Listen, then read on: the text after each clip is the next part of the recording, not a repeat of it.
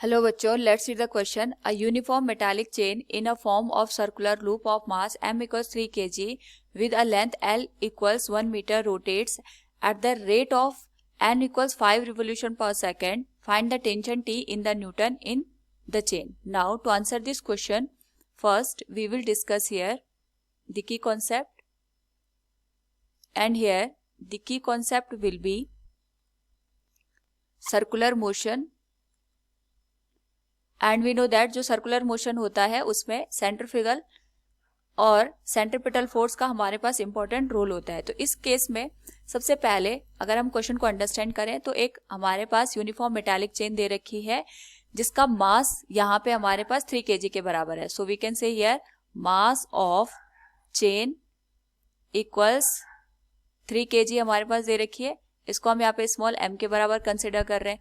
तो अगर हम यहाँ पे पूरी लेंथ को देखते हैं L इक्वल्स 1 मीटर, तो हमारे पास L लेंथ का जो पूरा मास है we can say it is equal to the m। सो यूनिट लेंथ का जो अगर हमारे पास मास होगा we can say unit length mass, या फिर हम ये कह सकते हैं लीनियर मास डेंसिटी इस केस में हो जाएगी m/L के बराबर। It will be equation number first. ये हमारे पास फर्दर कैलकुलेशन में यूज होगा। तो यहाँ पे हम जो पूरी रिंग है या चेन है उसका एक क्रॉस सेक्शन, एक छोटा सा पोर्शन यहाँ पे हम लेते हैं। इस तरीके से जो रिंग हमारे पास है और ये यहाँ पे सर्कुलर मोशन कर रही है इन क्लॉकवाइज डायरेक्शन। तो हम इसके दो एंड यहाँ पे कंसिडर करते हैं।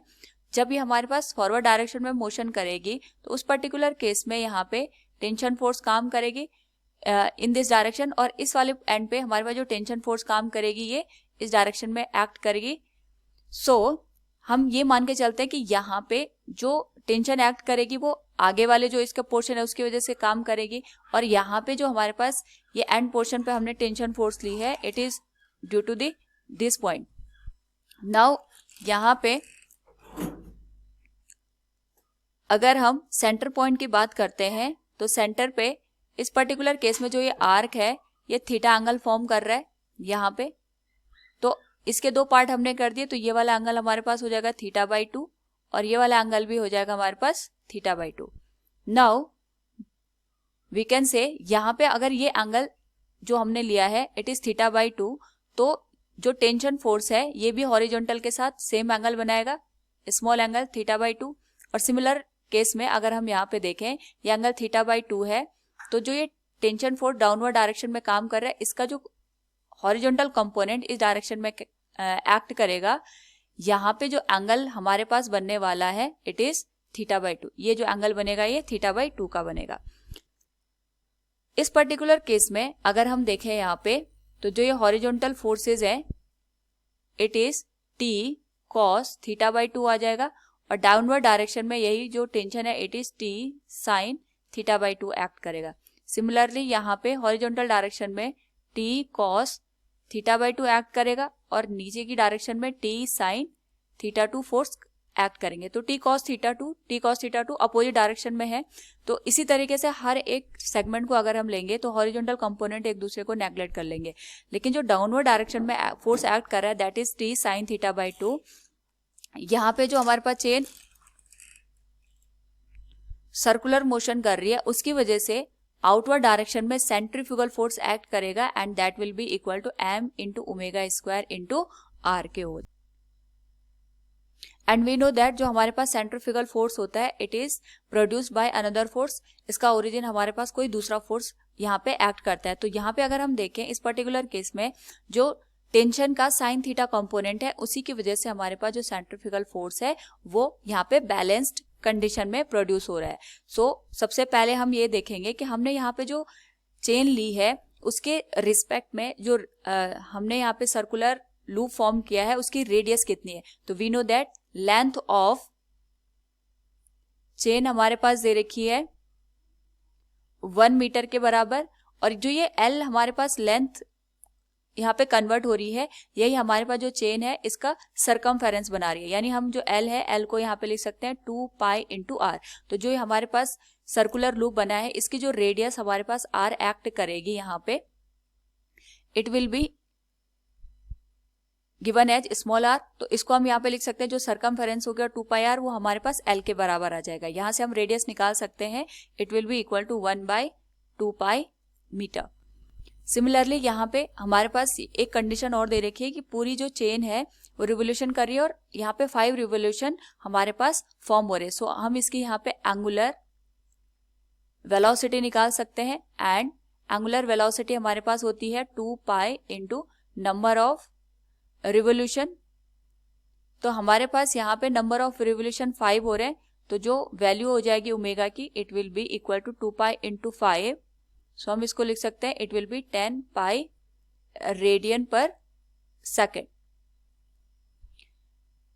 नाउ यहाँ पे अगर हम देखें तो हमने यहाँ पे कंडीशन देखी थी कि हमारे पास जो सेंट्रीफ्यूगल फोर्स है इट इज प्रोड्यूस्ड बाय और it is balanced by the tension force. So हम यहाँ पे लिख सकते हैं centrifugal force Fc will be equal to 2t into sine theta by 2k।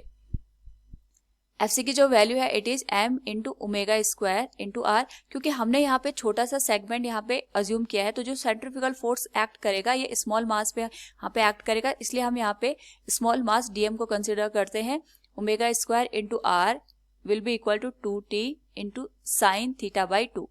Now यहाँ पे हमने स्मॉल सेगमेंट लिया है, तो स्मॉल सेगमेंट की वजह से हमारे पास यहाँ पे जो एंगल बनेगा दैट इज साइन थीटा। इसकी जो वैल्यू होती है स्मॉल वैल्यूज के लिए वो अप्रोक्सीमेट थीटा के बराबर ही हो जाती है। तो यहाँ पे हम लेके चल सकते हैं कि जो हमारे पास साइन थीटा बाई 2 है it will be equal to theta by 2।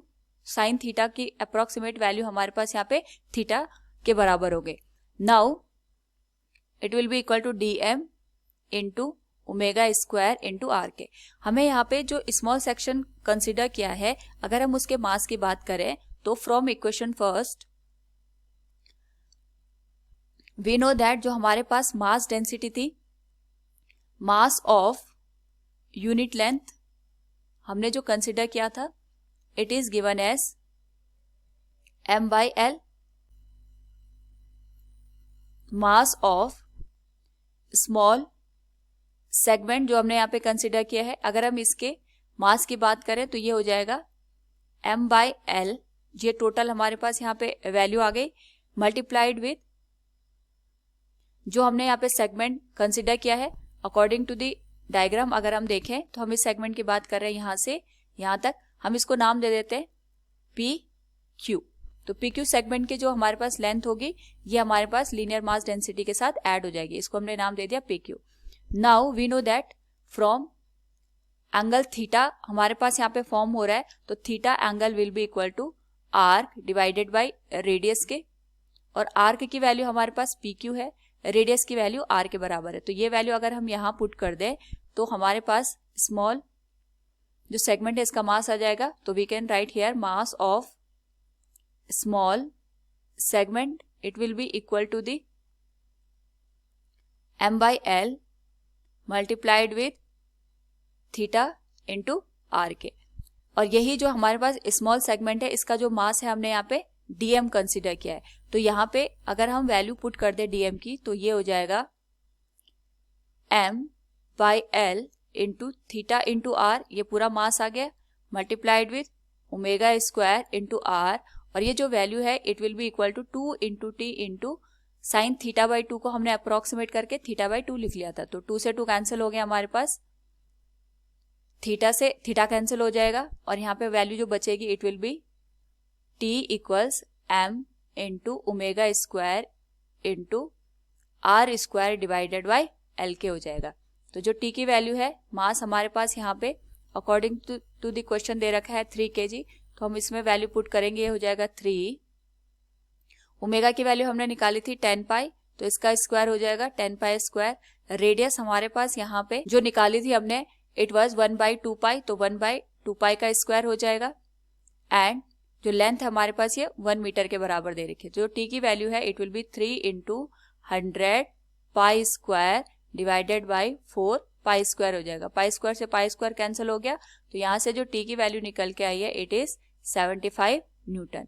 तो जब हमारे पास मेटालिक चेन सर्कुलर फॉर्म में यहाँ पे मूव करेगी उस पर्टिकुलर केस में we can say find the tension in the chain, it will be 75 newton. Hope all you understood it. Thank you and best of luck.